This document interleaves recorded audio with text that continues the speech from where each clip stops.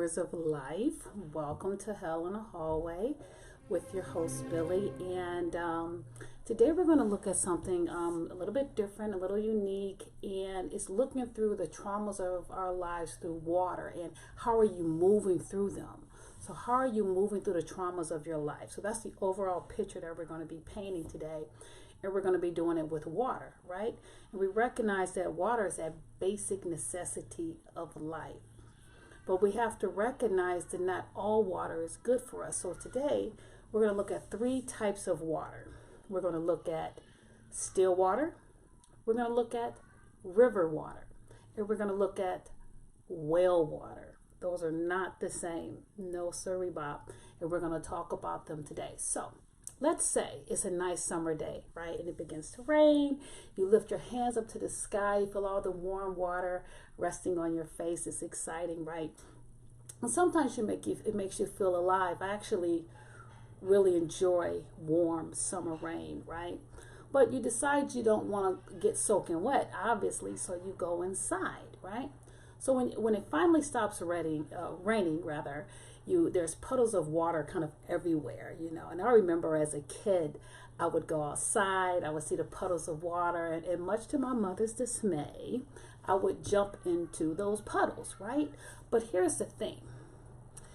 There's something that happens with that water when it sits there for a while. See, those waters will sit there and it becomes still water. Still water is a birthing place for a disease.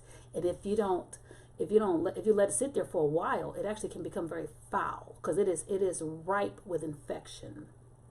So question that I have for you is how often do we jump into still waters expecting overflow? It's not that the water is dead. It's just that it's stagnant with bacteria. It's waiting to enter its host, which is you. So here's the crazy thing. It has no other desire but to replicate itself. See, the bacteria in still water, it's not actually trying to make an effort to hurt you. It's only being what it is. It knows nothing else. It just wants to grow in number. That's all that bacteria wants to do. And viruses, they just want to grow in number. See, the byproduct of getting viruses or bacteria into your system is you getting ill. See, we think sometimes that it's trying to make us sick. No, that's all it knows how to do is replicate itself. And disease is host. So it only lives for themselves, right? So we can have still waters in our lives in two separate ways. So keep in mind, a puddle is still water. So that's what I'm getting at, right? Or a bucket of water is still water. Let it sit out long enough, you'll see what I mean. So we can have it where we either are the still water or we're jump into it expecting it to quench our thirst. So let's begin if we're the still water. If we are the still water, that means we have allowed ourselves the traumas of our lives to keep us from moving. It means that we're stagnant in our mindset, our emotions, and our spirit. We're not introducing fresh water or movement that will keep disease thoughts at bay. That's what it means when we are stilled water, right? We find negativity in everything and everyone. We can't see the bright side of anything. And worst, we can't experience contentment. Now, I'm not talking about joy. I'm talking about contentment. See, joy is this fleeting moment that we have every now and then. Contentment is a space in life. See, people who are still water, who are stagnant with the traumas of their lives, can't really be content. So that's important to recognize. So what's worse is that often we are consistently looking for hurt. We're we're scanning our environment, thinking that people are trying to hurt us. And maybe they are, but most of the time they're not. But guess what? It's the only lens of which we see things through. See, keep in mind, still water is full of virus and bacteria. It's all that it is. All it knows is hurt. All it knows is replicating sickness and disease, right? But let's say you're not the still water. Let's say you're jumping into still water and expecting it to quench your thirst. My God, I have most certainly done this.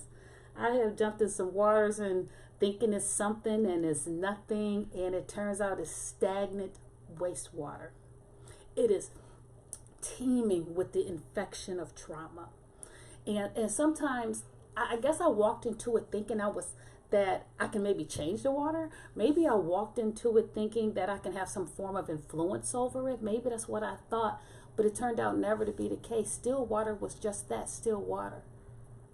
Those individuals whose lives I was a part of at that time made decisions, conscious decisions to never grow. And it's not up to me to make someone make a decision to be something other than what they are. See, we can expect ourselves from other people, and that's a mistake. I have done that on a number of occasions, and we have to not expect ourselves from others. So here I am, right? I jumped into this still water, expecting it to be fresh water, expecting it to quench my thirst, but no, it was teeming with infection. It was teeming with the trauma of infection, and so now I'm getting sick. Now I'm struggling with getting out of that still water. And why am I struggling? Maybe now that it's infected me and my own idea of who I am, my own self-concept, my own self-worth. Maybe that's what it's doing to me. So we have to take the time to evaluate the water that we're going to jump into. So that's still water, right? So either you are the still water that's teeming with the trauma of infection and the viruses of other people's ideas, or you're jumping into it expecting it to be something other than what it is, expecting it not to hurt, but that's all it knows because it only wants to replicate itself, right? The other question is, maybe you're river water. River water is better than still water, right? Because river is a natural large stream emptying water into the ocean, so it's moving. And the good thing about this moving is that it helps filter some of the pollutants out of the water. So just because it's moving doesn't mean it doesn't have contaminants. No, it doesn't mean that.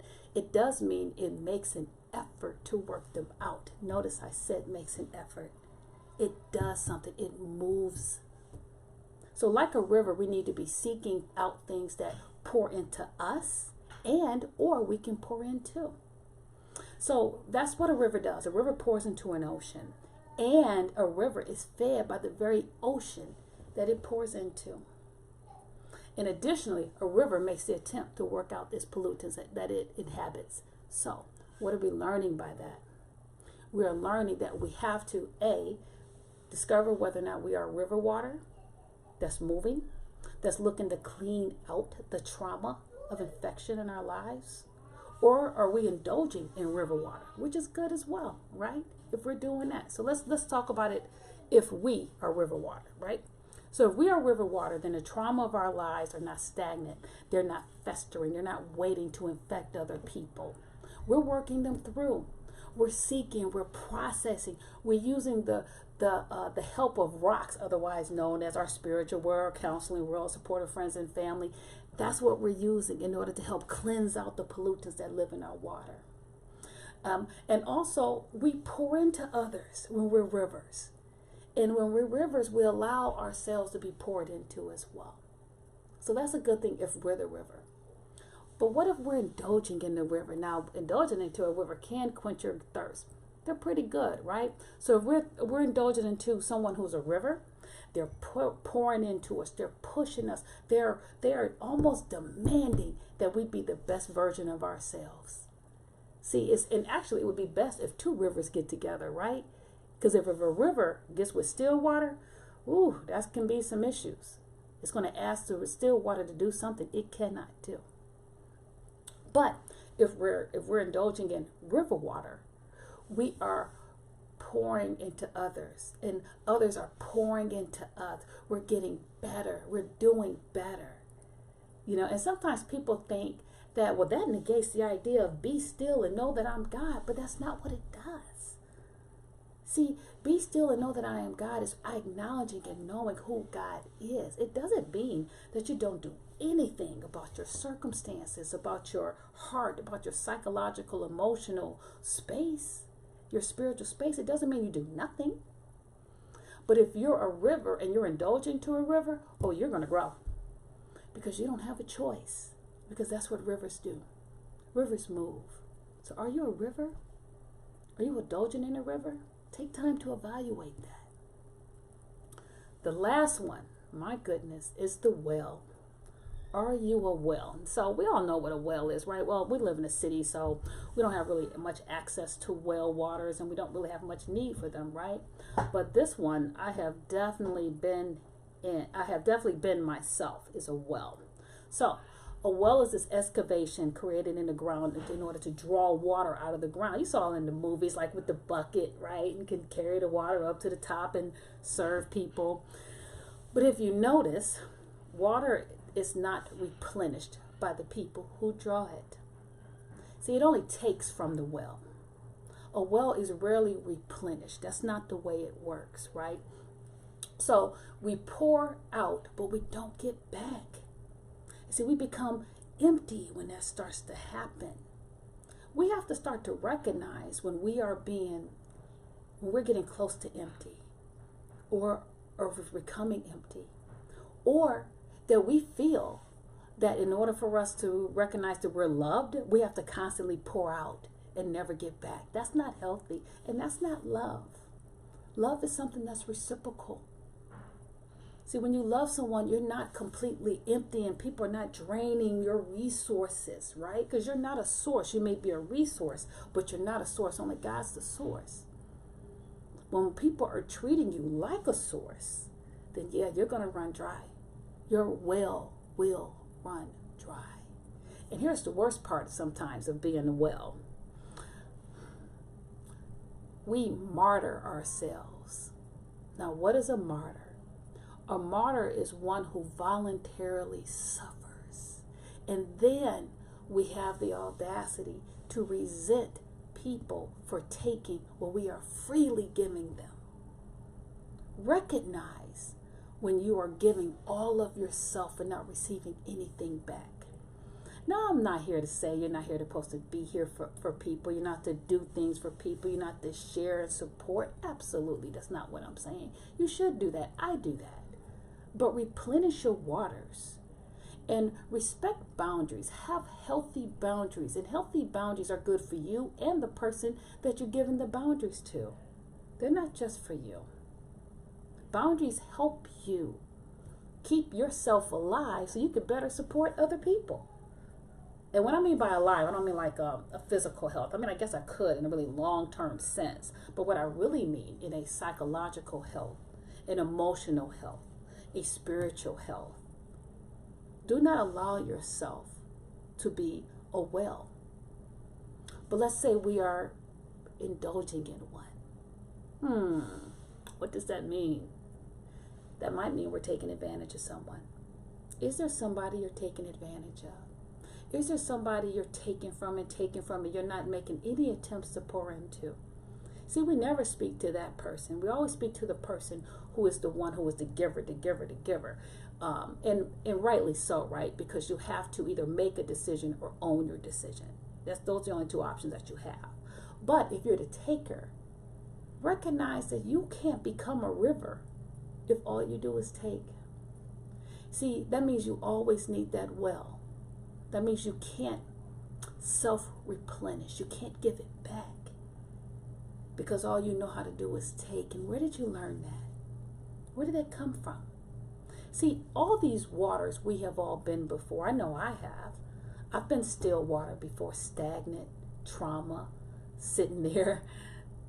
I'm not growing, I'm not developing, I'm stuck. I've been a well before. You know, I've allowed people to take from me, and I've never given back. They never give it back, rather. And I try to live my life as often as possible as a river, that I'm flowing, that I'm allowing water to flow back, and I'm flowing into others, and they're flowing into me. I'm trying to live that life today. You know, I actively try not to take advantage of people. And goodness, if anybody out there, if I have, please, I apologize to you right now and correct me. Let me know if I've done you wrong. I'm in that place in my life today. I hope you are too. See, folks, this space we're in, this quarantine, really has allowed me to do a lot of reflection, a lot of time to be able to make decisions about who I am and who the people in my circle are.